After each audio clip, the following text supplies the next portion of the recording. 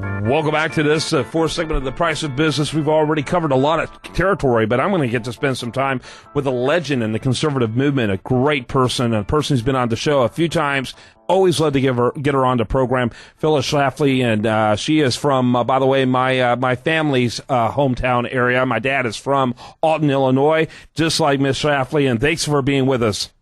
Well, thank you. Well, I'm always glad to hear from somebody who knows about Alton. It was a lovely town on the Mississippi River. We had a house right on the bluff. That's right. Oh, really? That's interesting. I used to go there quite often as a child growing up. We would spend summers there, lots of fun with my cousins, and so I always think of that whenever I get you on the program. One of the very first books I read when I got interested in politics, I stumbled on a copy of a book called A Choice, Not an Echo, a look at Barry Goldwater's run in 1964. And you more than anyone else, longer than anyone else I know, has been talking about the fact that the GOP has been Democrat light for decades, and that's why we're not a very viable party today.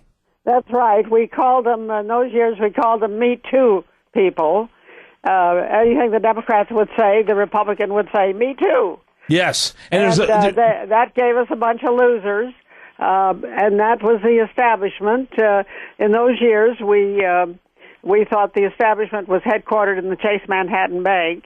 But at any rate, by 1980, we threw off the establishment and nominated and elected Ronald Reagan, and he was our best president of the 20th century. Yep, no question about it, no doubt about it. And as he liked to say, I don't use these pastel colors. I want to articulate my message in bold, red, white, and blue. No echo there. He was a clear-cut difference. And wow, what a difference he made. No pastels. He wanted bold colors. That's right, and what a difference he made. And unfortunately, what we do now, what the Republican Party does now, is they continue to get their advice from the Democrats. It's mind-boggling to me.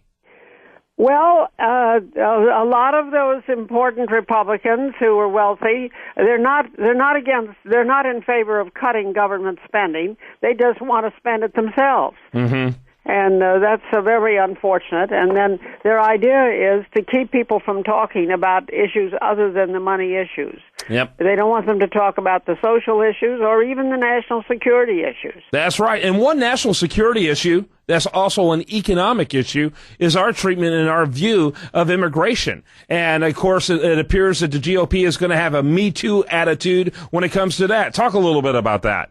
Well, of course, 8 senators went into a closet somewhere without letting anybody else in and drafted a 1,000-page piece of legislation, which is a terrible bill. It deserves to be absolutely defeated.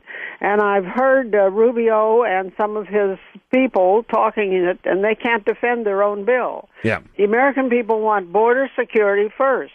And all they give us on border security is promises, and plans, but no real border security. Yeah, I saw a brief interview with Rubio, and he said, you know what, I don't think they're going to buy into our plan. And I sat there and I thought, yeah, I guess not, since you don't even sound like you fully bought into your plan. That's right, and he said it's got to be badly amended on the Senate floor, but Harry Reid and Leahy are not going to let any amendments that do any good for us. Everything is bad for it. They let in, well, it's estimated it's ultimately going to be 33 million people.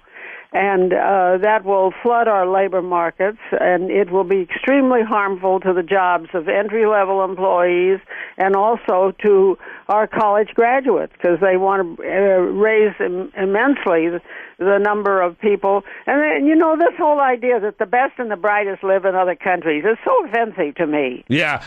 we have the best and the brightest. What are you talking about? America has given the world most of the great inventions, most of the great innovations, and the idea that we need to bring in people from other countries to run everything is just wrong. It's just crazy. I agree with you entirely. And, it's incredible. And, in one group that is surprisingly silent, besides a very few of them, I interviewed a young man who was an African-American, a black. He was on the program talking about how this will devastate black unemployment. This will have a profound impact on black and particularly black youth unemployment. It will have a profound impact on all of those who do not even have a high school diploma. And that's most of these people coming in. Most of the aliens coming in do not even have a high school diploma.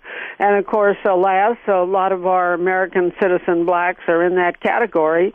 So you flood that labor market, you keep wages down, and they just simply don't get the jobs at all. Yeah. And I've done a number of interviews with black talk show hosts, and they understand exactly that this immigration bill is a direct attack on them, and they are Americans. I think we ought to take care of our Americans first. Absolutely. And by the way, millennials, the millennial generation, their unemployment is roughly 17%. And here you want to bring in more people who are going to take more jobs from our young Americans? That's what they want to do, because they want to flood the market with people looking for jobs, and that way they can pick and choose. And, of course, a lot of the employers prefer to hire foreigners. They may pay them under the table and don't even pay the taxes on them, or the foreigners are willing to work for less pay, because anything they get in this country is going to be better than whatever they had in their old country. Phyllis Schlafly, like I said, she's a legend. She's a great American. When I was in college, I remember always reading, we had our magazine section, and there was only a couple in the periodicals that were token to your side. One of the things that always, to our side, one of them was the Ego Forum. I read it regularly. I loved getting that, for years. I'm still writing it.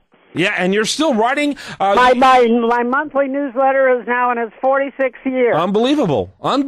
And you're also doing commentaries. Like, I hear you all the time on your commentaries. That's right. I'm on about 600 stations with a 3-minute-a-day commentary. And I also have a Saturday call-in show, so people can call in and sound off themselves. Yeah, you're just amazing. You're an amazing woman, and I'm always delighted to have you on the program, and I always feel like I spent time with a legend. How do we get more information about you? Well, you can get more information than we can get to today by going on my website, egoforum.org. That's egoforum.org. Great American. She's fantastic. I don't think anyone more eloquently expressed the problem that the GOP has than you did with the title of the book that was about Barry Goldwater's efforts in 1964, A Choice, Not an Echo. And that's exactly what America has always needed. And except for 1980 and 1984, we have rarely received. Thanks so much for being with us. Have a good day. All right. God bless you. All right. When we come back, we're going to have more for you. Do want to remind you, best content here shows up over there at usdailyreview.com. Stay tuned for more right after this.